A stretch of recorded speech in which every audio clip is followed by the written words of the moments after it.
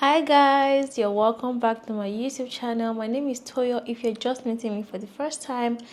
And as some of you may know, I am a digital nomad and I live in Malta. So I've gotten a lot of questions about the cost of living in Malta, and so that's what this video is all about. So I'm going to be taking you through the cost of a couple of things here in Malta. Let's go.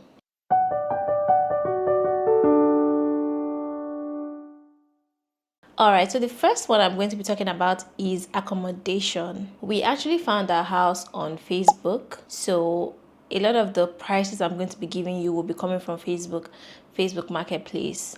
I know that there are a couple of other websites where you could check for apartments and you could reach out to agents, but we use Facebook Marketplace, and so that's the one I'm going to be recommending to you.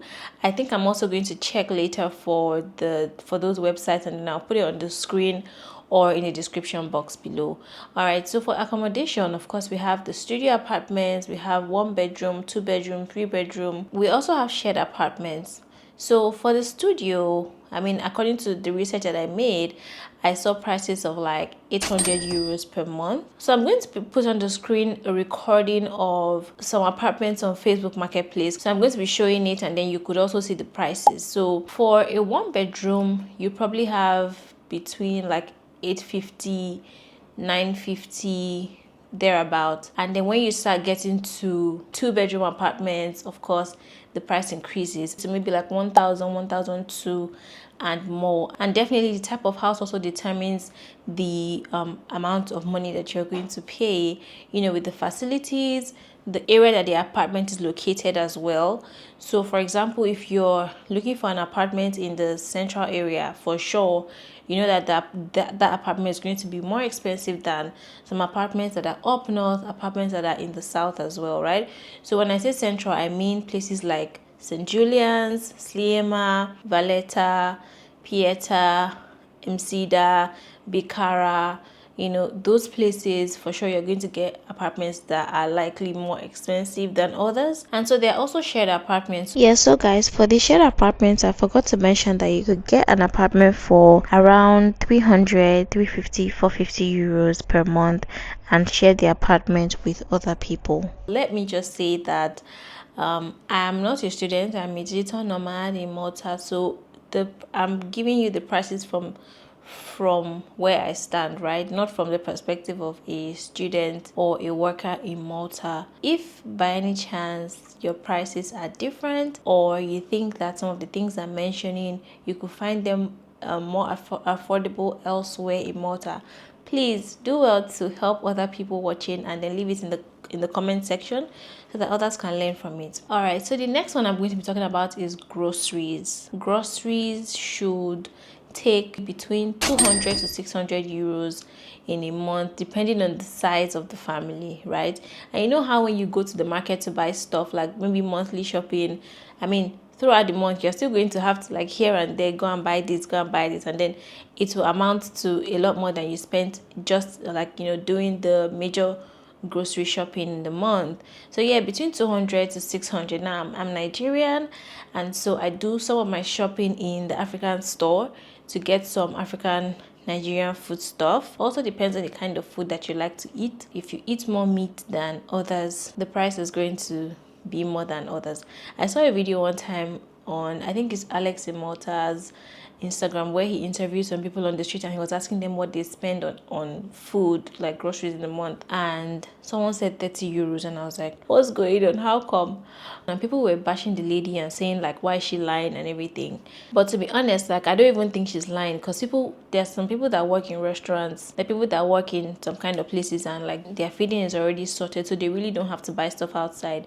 Anyways, I'm supposed to make a video on the cost of specific food items in the market. So I'm going to be going to Pavi or Palma very soon, and I'm going there actually to film that. So yes, that video is definitely coming up very soon. Yeah, so another thing I'm going to talk about is eating out. We personally like to eat food mostly in the house, so we eat what we have in the house most of the time, but there are times where we go out for dinner, we go out for lunch, or we order lunch home. So for two people in an inexpensive restaurant, it should cost about 40 euros.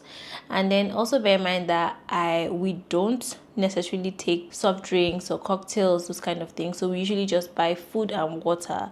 So yeah, it will cost around that, but cocktails ideally should cost maybe around 8 to 12 euros. So the next thing I'm going to be talking about is transportation. Very, very important. So the public transportations that we have are the bus and the ferry. If you have your card, you can go on the bus, you can go on the ferry for free. I think it's a little bit different for tourists, and there is actually a card, the Explore card, right? And so if you're not using the bus, the other way to move around is with Bolt or Uber or e-cabs.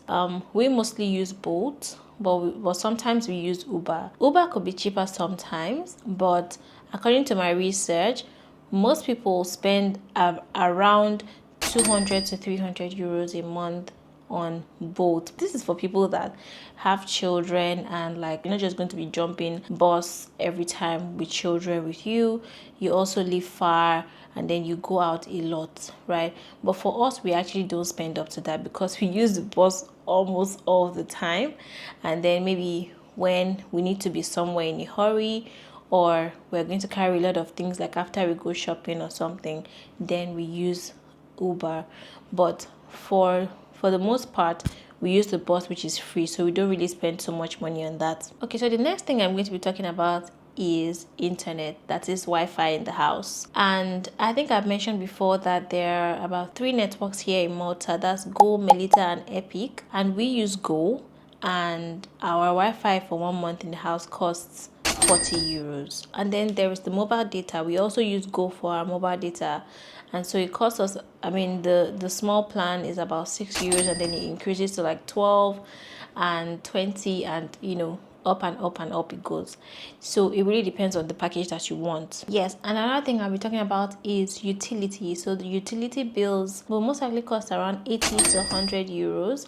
I don't think we've ever paid over 100 euros in a month. This is even including the winter periods where you would use the heater, you use the water heater, you use the AC. Yeah, it hasn't really been over 100 for us. And I think also that utility also sometimes it covers like the cleaning of the building and all that, and I'm sure that some apartments have specific a separate bill for that. Usually your utility bill shouldn't pass 100 euros. That is including water bill and electricity bill. Okay, another thing I'm going to talk about is the gym subscriptions, and this actually depends on the location that your gym is, but ideally a gym subscription in Malta will cost between 40 to 60 euros. So I used to go to the gym a couple of months after I got to Malta. I used to go to the gym. I went for like maybe 3 months, and then I stopped, and then I was doing my workouts outdoor. So we kind of got like mini home gym equipment, and so I stopped going to the gym. So I don't go to the gym right now. We already bought those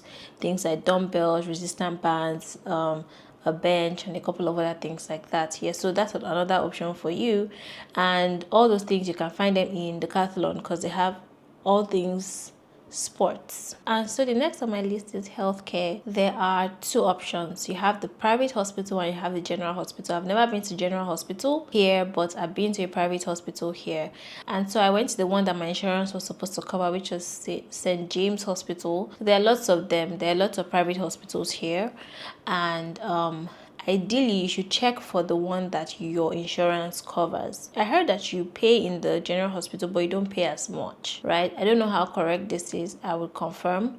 But for the general hospital, if you're going to see like a GP, for example, it will cost between 45 euros to 60 euros, and you're meant to pay like out of pocket, and then take the form or the paper that you're going to fill and sign to your insurance company, and they are supposed to replace that for you, assuming it's a treatment that they are supposed to cover.